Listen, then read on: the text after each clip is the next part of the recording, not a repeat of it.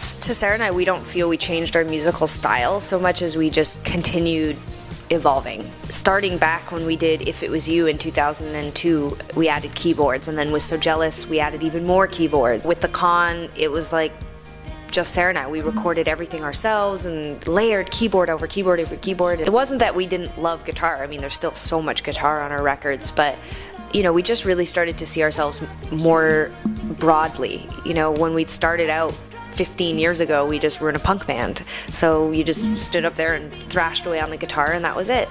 But I'm 32 years old. Like, I've grown up and I am a classically trained piano player. I just wanted to broaden our music. With Sainthood, our last record, I mean, Paperback Head and Alligator, like most of Night Watch, that's just all keyboard. So to us, when we went to Heartthrob and we were doing a lot of songs like Closer, for instance, or Goodbye Goodbye, it didn't feel that different to us.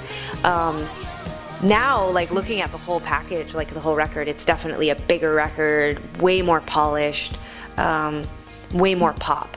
I don't know, it's one of those funny things where you just jump in. It's like, imagine Sara and I, this huge ocean in front of us, and we've always been on the shore. And that's fine, and it's been great, and people come and visit us in their boats, they paddle over, and we do little concerts, and it's been great.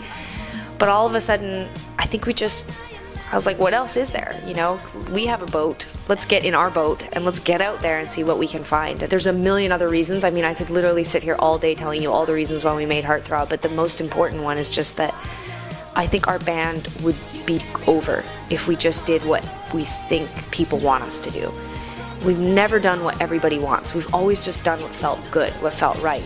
And the majority of our fans stick with us. And each record we gain more fans because I think what we're doing is real. It's like coming from our heart. The idea that we might lose some fans was worth the risk if it meant we were going to gain a bigger audience, get to travel more places. Probably one of the most wonderful but also difficult parts of what Sara and I do is stepping out into the world as gay artists, you know, because there is still so much homophobia and sexism in our industry.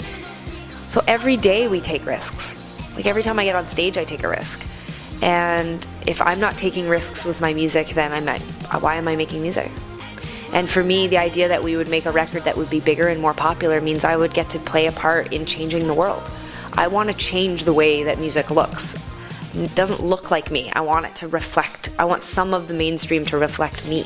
Because I look like a whole part of the world that isn't reflected in the mainstream. It seems really selfish, honestly, to think that we would just continue making records just for this small group of people that know who we are. It's worth the risk. We made a really long list of goals for this record. We'd never done that before.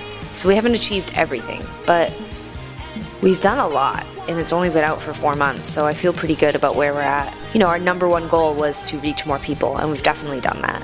We were on the Ellen Show, you know, we co-hosted the MTV Woody Awards, we're definitely reaching a more mainstream audience. But we have a long way to go. There's a lot of countries we haven't been to yet, there's a lot of places we haven't seen. You know, I really do want to see how far we can take this band. And it drove me.